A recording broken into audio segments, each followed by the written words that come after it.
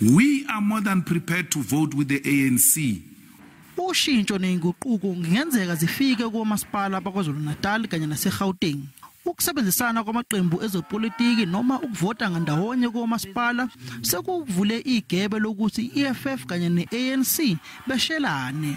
Labaholi abancane ababehola uphiko lentsha le-ANC ndawonye sebecabanga ukusebenza ndawonye kubomaspala kulezi izifundazwe zombili. Umasipala wokuqala abazokhuluma ngawo umasipala waseBhayi lapho i-DA nawo ewugaqele.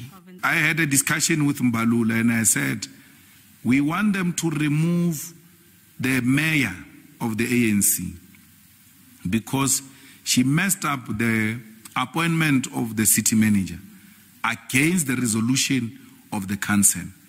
Labaholi abasha be-ANC eGauteng kanye naKwaZulu Natal sebecele ingxoxo ne-EFF. The ANC has now approached us in Gauteng.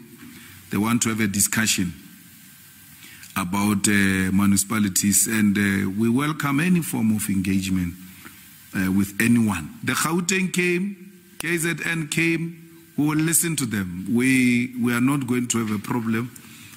But you can be rest assured, any move we make will be based in the best interest of our people. I-EFF isikhomisile ukuthi nayo ifuna ukuphatha kulabo masipala. Leli phupho lingenzeka lenzeke uma ingxoxo zabo ne-ANC zihamba kahle. Ngingusamkele Maseko, izindaba ze-SABC, ngibika ngiseGoli.